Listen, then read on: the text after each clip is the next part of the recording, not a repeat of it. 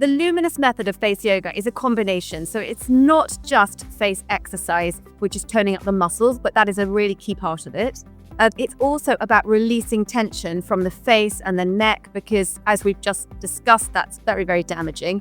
It's about face massage, so boosting natural collagen production, boosting blood flow to the face, really getting the skin fed with the oxygen and nutrients that it needs. And it's also a bit of a kind of a mindset, and all of those things come together to really have a positive impact on your appearance.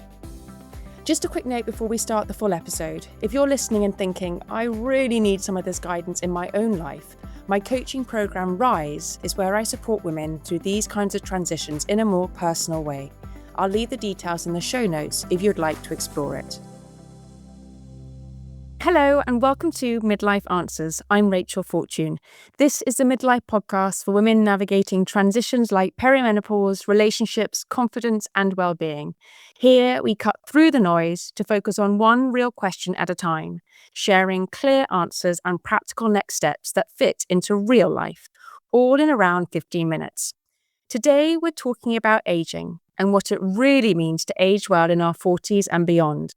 Because for many of us, there's this quiet tension between wanting to grow older gracefully while still wanting to look and feel our best, and doing that in a way that feels right for us, without pressure, judgment, or feeling like we should be turning to tweakments. And then there's the bigger question: what does a natural midlife face even look like anymore, when so many of the images we see feel slightly unrealistic or distorted? So today I'm joined by Philippa Mitchell, founder of Luminous Face Yoga, to explore a more empowering, informed approach, one that's about choice, awareness, and doing what genuinely makes you feel good. Welcome, Philippa, to Midlife Answers. I am so excited about having this conversation because I genuinely love anything to do with skincare. But before we jump into talking about face yoga and how it can benefit and support our skin in midlife, can we start by talking about skin in general in our 40s and 50s? So many of us feel this shift in tone and texture, whether that's around our jawline, our eyes, our cheeks. So why is this happening at this stage? Yeah, hi, Rachel. Thank you so much for having me. It's a combination of factors. So a key one being that as we age, our collagen production slows down. So this starts to happen sort of 30s and continues on from there. So that is a big one, that we lose the collagen and the elastin production from our skin. We also start to lose muscle tone. So the muscles in our face just begin to sort of, gravity takes its toll, and things just begin to sort of lose that toned look. On top of that, lymphatic drainage. So our lymphatic drainage system in the body doesn't have a natural pump like the blood circulation system. So sometimes that can need a little bit of extra help to sort of gently move the toxins and the sort of fluid under the skin out. And finally, tension. So tension and stress is a killer. It really shows on our face, on every part of us, and sort of tension in the face and neck can unfortunately really have a negative impact on our appearance. And we can't get rid of tension and stress in our lives. That's part of how we live in this day and age. And I want to get on to how we can maybe help to get rid of that tension and our stress in our face in a moment or so. But before that, we talked prior to this conversation about what skin looks like in our 40s. And it really struck with me how, although there are some really fantastic role models out there who are aging naturally and gracefully, we are, I'd probably say on a daily basis, presented with quite unrealistic skin of what a 40 and 50-year-old woman should have. So what is your take when it comes to being really confident in ourselves about how we are happy to look and not going down treatment routes? It is tough. I won't deny it's tough. A lot of my friends have had Botox and treatments and all those sorts of things. And it is tough. I think there's two things. First, don't spend too long looking at yourself closely in the mirror. Nobody's looking that closely at you. So step back, give yourself a smile, give yourself a wink, just kind of feel that little bit of confidence. And then fill your life full of purpose. So do the things that make you feel good and do the things that you can do naturally that will impact positively on your body, on your tissues, your facial tissues. Do all those things, take care of yourself and then go and find joy and happiness in your life. Don't become fixated on it because aging is a privilege. We are absolutely lucky to be aging.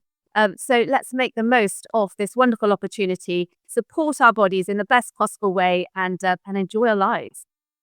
Well, on that note then, let's talk about face yoga and how we can support our bodies.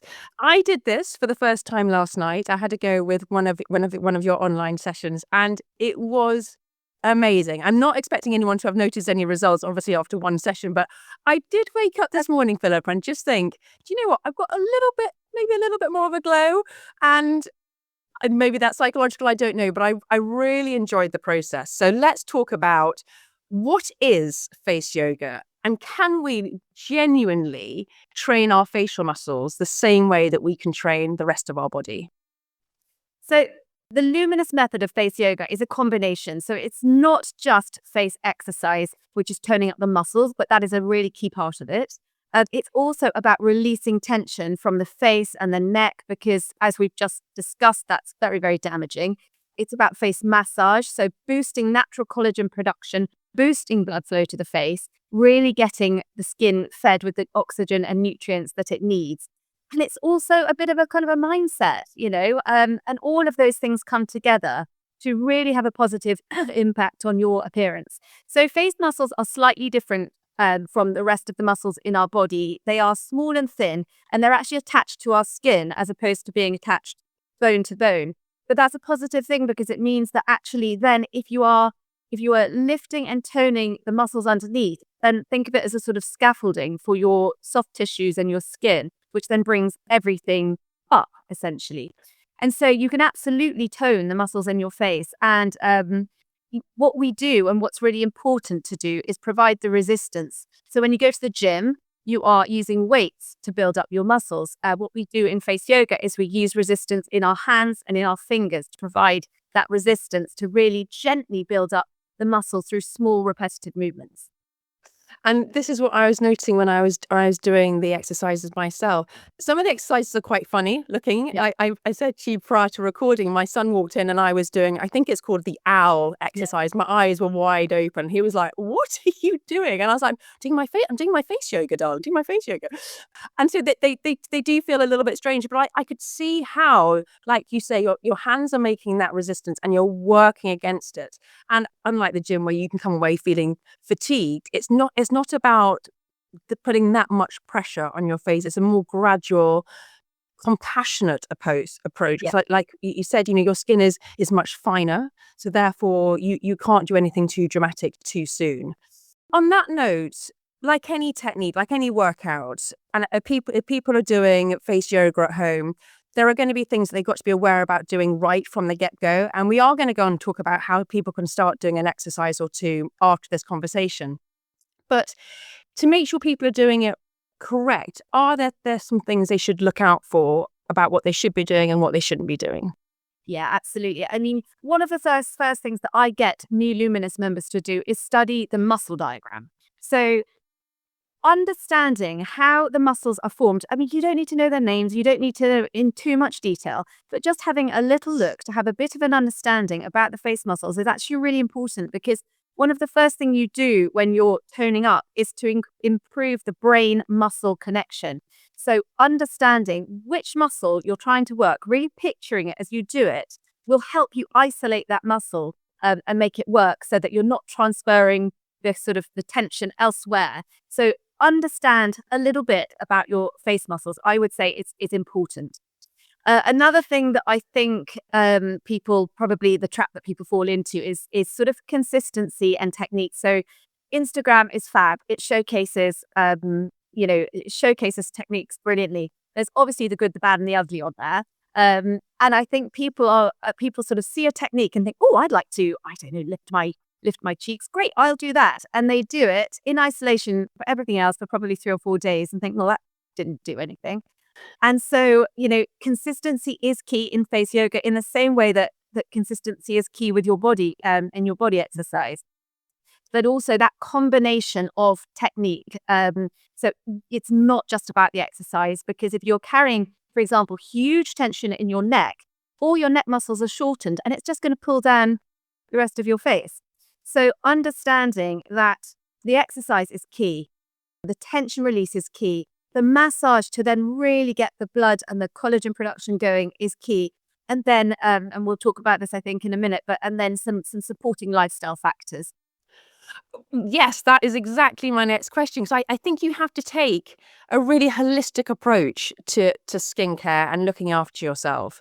And yes, there's obviously the exercises you can do, but what other small everyday things can we do that can help make a really big difference to how our skin ages over the next few decades? So there's a few really key things. Obviously, nutrition. So really understanding how to feed your skin from within, and, all those colorful vegetables, that sort of thing. Protein, because obviously if you're building muscle, then your muscles need protein. So focusing on those things, keeping sugar, processed sugar, to a minimum. And that's not to say cut out all treats. Of course not, life's too short. But understanding that they are a treat, keeping sugar to a minimum. Sleep, as we get older, sleep really does become important, and prioritizing that to allow your body to do its vital repair work overnight is a key one. Sunscreen, slap that sunscreen on, whether it's grey and raining outside, get it on every single day. I'm a really big advocate of that, and supporting your skincare routine in general. So invest in the good actives that your skin needs. And the final one I'm going to mention, I could go on forever, but the final one I'm going to mention is stress. We touched on this earlier. Stress is really damaging to your skin in so many ways, and your face, and the tension that you hold. So finding the ways that you can, little ways you can release your own tension. We do that in face yoga, but also there's lots of ways, and everybody's different, what causes you to de-stress. And something that really doesn't get talked about enough, but joy and laughter. I really, really believe that the world is very serious at the moment, and sort of feeling stressed. It shows all over your face. Try and just exist in the moment wherever you can. Find the joy in the small things and laugh, because those things will make you instantly look and feel better. That is so true. And I think also what you said earlier, isn't it a privilege that we're able to age? Yeah. And just going with that and throwing in the joy and the laughter as well, and not taking everything too seriously. I also want to back that up by saying it's everyone's choice, and whatever makes anyone happy, absolutely.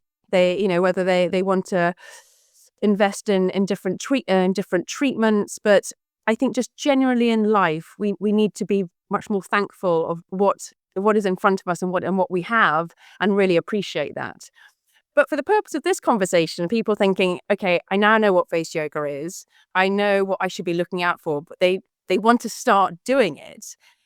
I love to end each Midlife Answers episodes with really tangible next steps that listeners can take away with them starting today. So is there an exercise that people can start to do now, that they can do at home, that they can build into their face yoga routine?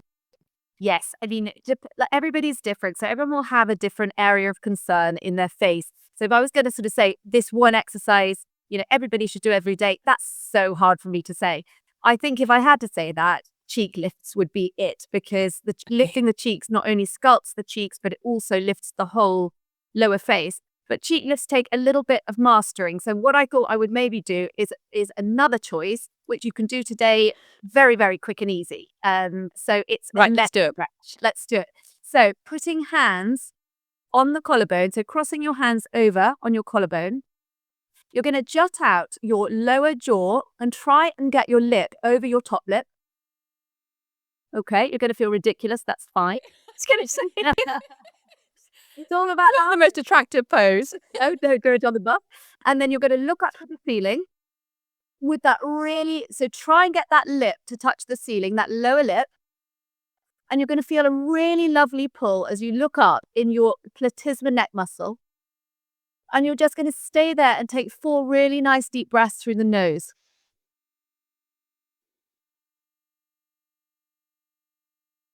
And then when you've done that, you can just gently bring it down. Everybody can do that. It's a really simple neck stretch. brilliant if you're beginning to worry about under here. One of the things we didn't talk about earlier in terms of lifestyle factors, but tech neck is so damaging for all of us looking down at our phone. This is a great one. You're just countering that by stretching out that neck. And the more that you stretch the neck muscle, the less it's going to pull down on your whole face. Straight away, I can feel that kind of that elongation down the neck. It's wonderful. And how yeah, no. I was going to say, how often should you be doing face yoga in general, kind of on a weekly basis? So there's a gold standard. If you can manage to do sort of 10 to 15 minutes 5 times a week, you are absolutely winning. But it doesn't have to be that much. I love to do a full session when I have a moment. Life is really busy. So how my face yoga might look, because I understand the techniques really well, is that I might do a couple of minutes as I put my product on in the morning. I might do a few minutes while I'm waiting at school pickup in the car park. I might do a bit while I'm watching Netflix, and then a little bit more while I am just putting the products on at night. So the more familiar you become with the techniques, the more you can kind of just pop in little techniques throughout the day. So you may build up to kind of, sort of 5-10 minutes a day, because you're almost doing it without realizing it half the time. But what I would say is that when you start off, it's really important to build the habit, understand the techniques. And so I recommend that you do commit to doing a program over a period of time where it just feeds you a daily video. So we give you a daily video because that way you really do kind of get used to everything. You get kickstarted to begin to sort of see results, which is what you want. And that will motivate you to kind of keep going. And then the more and more familiar you get, the more you will find yourself weaving it into your day. I think that's fantastic in the way that once you get to a certain level, it becomes just part of your routine. You don't need to think about it too much. And I think that's really important when life is so busy. You're not thinking, I need to set aside 10 minutes to do my face. It's like you say, you can do it morning, lunchtime, in the evening, and you wouldn't know you're putting aside extra time to do that. That is fabulous.